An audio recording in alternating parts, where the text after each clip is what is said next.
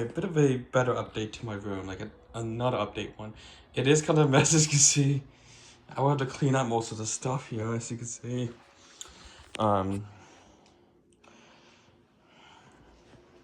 But one thing I did get yesterday is this Joy-Con charging stock. So one thing that's the pro of this stock here that these grips cannot do is charge 4 from one cable. And I have this plugged into the UPS USB port. The problem I had with these is if you have these plugged into the dock, sometimes they won't take a charge because these require the data connections on the Type-C cable to charge it, basically. So, and even when I used that there, it didn't even work properly. So having this is actually pretty helpful because all the cable does is it simply just has the power wires connected, which in parallel to these Joy-Cons is charging it. And you can see both are fully charged already. Now, it doesn't seem like there's an indication. It doesn't seem like you can get this backwards because although there's indications up here, which you can't see, that it's supposed to be oriented this way, nothing's stopping you. So nothing is actually stopping you from switching the controls around and still having it work. So you could do this and it would still work. And by the way, there's no actual latches, so I could just, so if I take, you see here, there's no cutout here because there's no actual latch. So when you plug this in, when you take it out, you don't have to push the button on the back because if this was on the other way, it would be fouling against it. This is made by PowerA, which is officially licensed by Nintendo. They made it this way so that you can just lift it off without damaging the latch. So I lift it off again. Yeah. They did it so you don't have to press the button on the back. It's pretty clever. So this is the box of cables that I got this from Target on a discount. This was only 20 bucks. So it gets charged up with Joy-Con. Oh yeah, that must be serial numbers in there. You see right here, PowerA. But you see this? This is an officially licensed product, so it's gonna be good quality. So this cable is just simply stored on here, and when I took it out, there's simply a string leaf right here. So like if this is pulled, the wires wouldn't be stripping away at the installation, showing the wires. Now it does say on the instruction manual to plug it into the dock itself, but yeah. So if we look in the instruction manual here, it says here to switch dock, but you don't have to. Since this is literally just, if I unplug it, it's literally just USB power. It can just be plugged into any power source simply, like on the UPS system. Yes, it can be plugged into the side of this, but having it plugged into a power source frees up the USB ports here in case you have already wired controllers, without having to use a USB hub, of course. So, and plus, since this is an OLED switch, the USB port here is now a LAN port. So there's actually no USB port on the back, only USB ports on the front. So there's only USB 2 ports, and that's it. So that's why I just plugged into here, because since this literally just does power, I can just plug it in here. Now, if you plug this in, it shows green for a second, then orange, which means it's charging the controllers. So, yeah, because I know a lot of people are probably going to put the controls like this and not pay attention to that. So, normally these are supposed to be smart enough to charge at the polarity that you put these controls on. So, you guys can see this. Normally, it should be recommended to oriented there, but I have looked online and People haven't, and it doesn't actually matter which door orientation. So I have this. So yeah. You can see I got the neon blue and red, and then the neon green and purple connected on here. So it's definitely helpful. So these ones here you might seen in the original Switch kiosk before they switched to the OLED. The problem with these is that when these are connected to a power source, the power source has to at least have data communication to actually charge it, or the cable just charge only. It's a little bit annoying if you think about it. However, so if I use it from here, it's gonna be fine. But if I use it from the Switch or that power strip I showed you in the other video, then it just wouldn't charge properly. Unless I use my USB meter. It's just really annoying why that's the case. So it's just annoying why it's the case. But so it's a good thing I even have this in the first place. So let's go ahead. So it's still kind of a mess. I still need to clean up. So yeah, this is one of my Chromebooks here, and there's actually a problem with this Chromebook. Not sure if the battery's even charged for it to turn on. No, but I didn't notice this at first. Oh, it does have a. But see here, I think it's because I stepped on the back of this, which caused this to happen. So I have this on my eBay store. Hopefully someone who's interested in repairing this will be able to do the repair, because also the right protect screw is round off as well, so I can't take that one out either. So yeah, I'm just gonna close this. So I got my Switch here, which apparently has lo-fi beats on.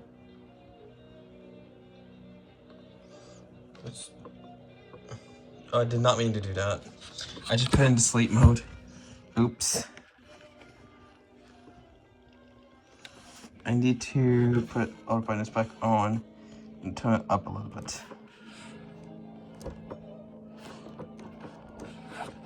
Yes, I use the dark theme, so it's not even a joke. I use the dark themes on my Switch. So I'm actually gonna just push that to put it to sleep mode. So how I was able to get the Joy-Cons to actually charge, I had to use this, and you probably wouldn't have had it. So when this was plugged in and the two cables were plugged out, one has to be plugged into a Joy-Con first, then the other one plugs into another Joy-Con. Then that Joy-Con gets unplugged and plugged back in, and then they both charge. It's weird. I know, it's weird. I have to use this damn adapter, or simply this juice jacking shield. Because how this one works is it cuts data, so this one will charge regardless. However, even with a hub, the hub will do the same. Because for some reason, the Joy-Con charging grips require data from the port. If it has data, then it won't charge even if it doesn't detect it. It's so annoying. And there's nothing I can do about it.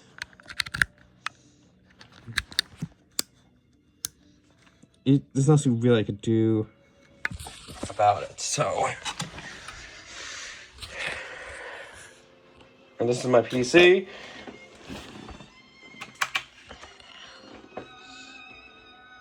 And my microphone's right here. So the microphone I have is a HyperX, HyperX Quadcast S. This is the white model.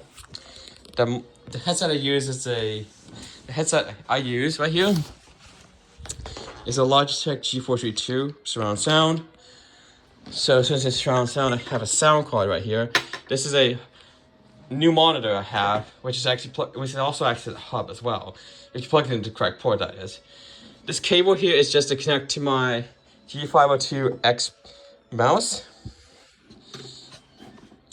I got a fingerprint reader. It's a digital pulse sonar one originally. But it seems like HID has now owned their brand, because now their logo's on here, HID. Of course, when you get this for your computer, you need to download the drivers from HID or Digital Persona to be able to get it to work on your computer properly. And the boom boom I have actually has one of these unique pop filters, which is kind of hard to adjust sometimes. I wish it was like one. I wish it was like on my Razer Sirius mic where it goes over the entire mic instead of being like this, because it's kind of annoying having to adjust this every time. But oh well. So, and not sure, and I don't think I've mentioned this before. This is an SSD I got from Costco. This one actually magnetizes to my phone, so I could technically use this for Apple ProRes. Technically, I could use this for Apple ProRes. So, anyway, this is the original stand that came with the microphone.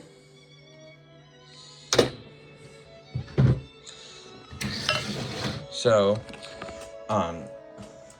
and I do have another Bluetooth keyboard here, which also has the Logitech receiver. I don't actually have a use for this. So this one actually has the Logitech receiver that came from the other mouse. But I don't have a use for this, technically. So. Oh, and something happened to my computer, which is so weird. As when I played Roblox and Minecraft, the cursor just refused to lock in place. And after I rebooted my computer, it fixed itself. That's such a strange bug though. And it was after the Windows update, so that's so weird. It's so weird. We were in the Windows update. So look at it. So the other monitor I have is this Lenovo monitor. It's a standard Lenovo monitor. This is the one I probably got from this thrift store. It works. This one I just got from eBay. This one here. This is a G-Story monitor, portable monitor. But unfortunately, since it can't only work on a computer, I can only really use it on my PC right here. But it does work, and apparently, it is indeed using the graphics card for this. The external one. Surprisingly. Even though this is plugged into the motherboard. Like, you think that if this is plugged into a motherboard, they, yeah. What's the Linux file storage device?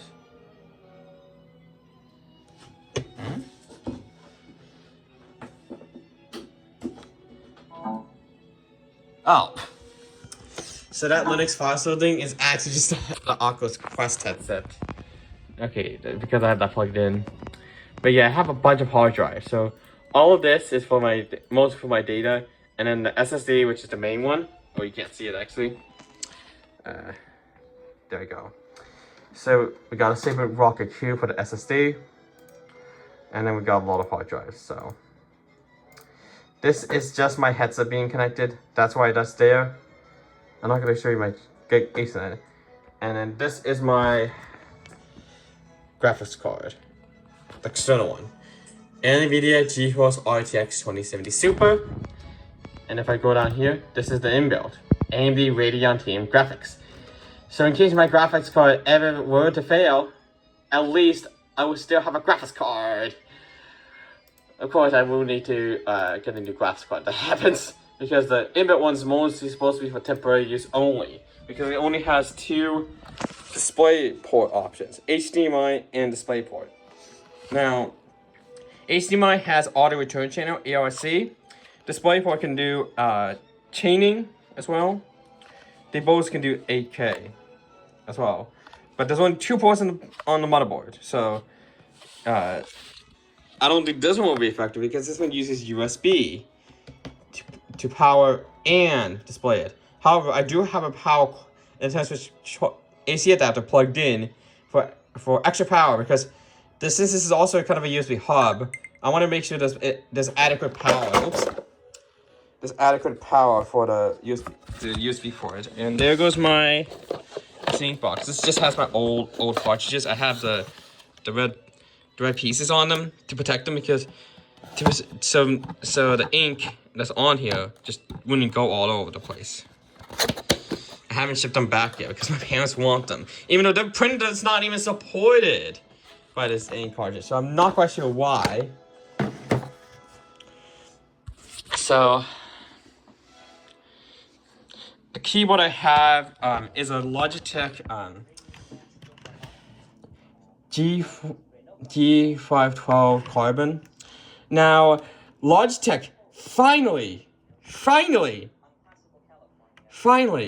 decided to change the Windows key on the keyboards. This is just because I switched it around, but I'm gonna actually show you what I mean. Logitech G515. That's the newest one, and take a look. It's cheaper in Target for some reason, but I saw this in Target, and look at the Windows key. It's Windows 11. Look, that's Windows 11. That's Windows 11. They actually finally said to update the damn key. They're so slow about it, but they finally did it. They finally did it. About time. And this has double shot keycaps? I did not realize that. But finally, Logitech, finally you decided to do it. Finally you decided to do it. About time as well. So that's one thing, is they actually finally did it. So the only reason that mine has one, even though when you buy this doesn't come with one, is this is just, if I take this out,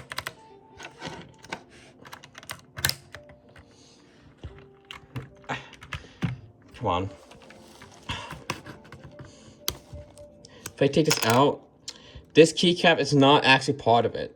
This came from a Razer keyboard that I ordered on eBay, technically. So this key, that's why the key looks different from many other ones, because I simply just replaced the keycap, so now it's actually the Windows 11 logo at least. See? So that's how I was able to get it, simply. Yeah. The chair I have, which I'm sitting right now, is this GT Player racing game chair. Took me a while to build when I first got this, of course. Same with the Flexi Spot desk I have, which is actually, my dad actually seen this in his company. My father, his company has them as well. So, and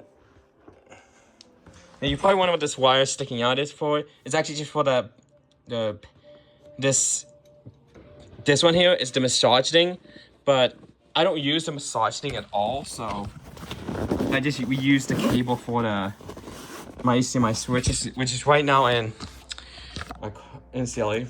So yeah. So this chair doesn't have any of the speakers. It's just a standard gaming chair. I didn't really want any of the speakers. Why would I if I already have speakers on my PC, for God's sake? This mattress always is offset. And yes, the water main is back on now because of course, before I restored around 11, and I was asleep at the time. So, and if you're wondering, I still have this old battery, even though this battery's piece of crap. It's a piece of crap because of the wiring that's used here. It's a piece of crap. The wiring here, piece of crap. It's just a piece of crap wiring. So it's a piece of crap wiring. So if you use this in here, you just will get intermittent battery life because this thing is just a piece of crap. The wiring here is just a piece of crap. A piece of crap. This is one of these crap generic knockoff batteries. A crap one. So whenever you get high capacity batteries, always go for one of the cheapest. Always don't go for the one of the cheapest ones. This one didn't even last that long. Always go for one of those high brand ones, like the Pick a Power one. Always go for those high brand ones that was a high quality cable, because that way you won't have problems with the battery. You wouldn't have problems, simply. So don't always go to those cheap generic ones that indicate more capacity than what's advertised. So this is 4,000 milliamps, but I don't think it's actually 4,000 milliamps at all. Simply. But yeah, that's the annoying part as well. I still have this battery. I really did recycle it. And yes, I have this print. I have my printer here. So I've actually got instant ink cartridges now. So if I open this up, you see it says instant ink on the cartridges. So I take this one out. Yes, I know it has ink on it because it's the one I got ink on my fingers. Because you don't want to touch that black part there. So it's bigger, of course, because black ink normally gets used a lot more than colored ink. So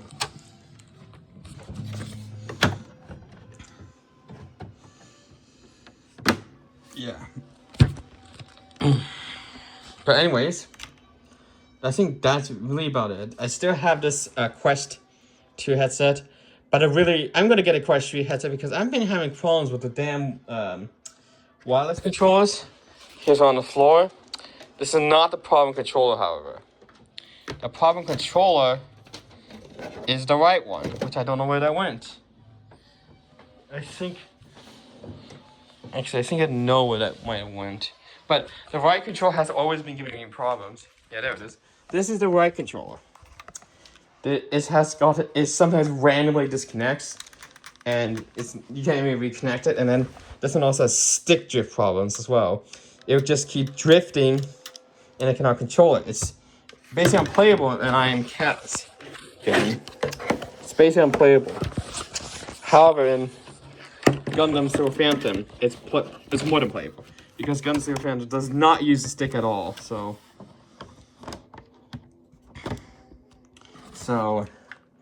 yeah, it's very annoying when it happens. Like ever since I got this, when I came to Monterey. So yeah, it is so annoying, but I can't help it at all. It's just wear and tear because I had this for like I think over 3 years already. So it makes sense, and it's way out of warranty. I know I could technically just get Quest 2 controllers, but I also want to get the Quest Pro controller as well because those are better than these. So at least I'm able to get the battery cover out. And this is the battery I use, of course. Home Depot house brand. That's why it says HDX on it. This is from Home Depot, the hardware store in America. And then this one still uses, because it still has the battery, Duracell. It still uses the Duracell battery. This one I know is going to be in a lot of countries, like UK and the US. So these are going to you're going to have seen these a lot. So Duracell is like a global brand. So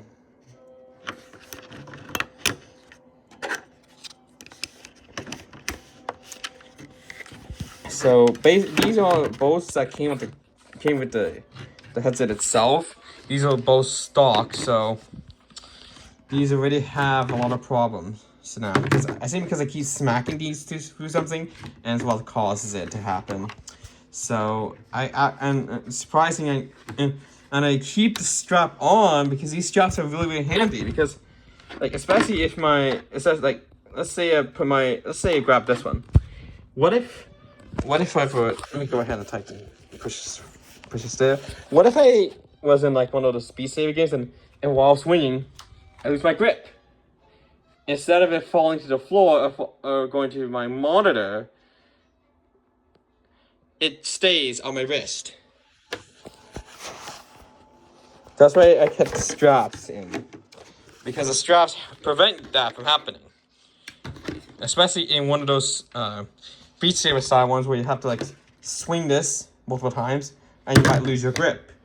Even though I hold my grip pretty good, it's always good to have at least some redundancy. It's always good to at least have that. And the same with this. When you use those Joy-Con straps with these controllers here, they also prevent you from throwing it to the TV. And it seems like both are fully charged now. But yeah, that's really how it works. So the straps are there for a reason. Whoa. The straps are there for a reason. And if you're wondering, yes, my printer is connected to Ethernet. It's connected to the switch here I have. And it gives me at least 3 more ports now, since one is used already. It's a 5-port switch, and one's used for the internet in, and one's used for internet out to the printer. So this one at least has a working Ethernet port. At least this one here. So at least now I get a stable connection just by that here. So and yes, that's my router there. Slightly different from what you might see. So this is because I just chose 100 gigabyte plan. So and the coax cable is just connected to my UPS system, which also acts as a surge protection. So when the power does go out and it stays on, that's at least good. I had not had a power outage in a while, so yeah, the unplanned outages were definitely not under PGE's control. So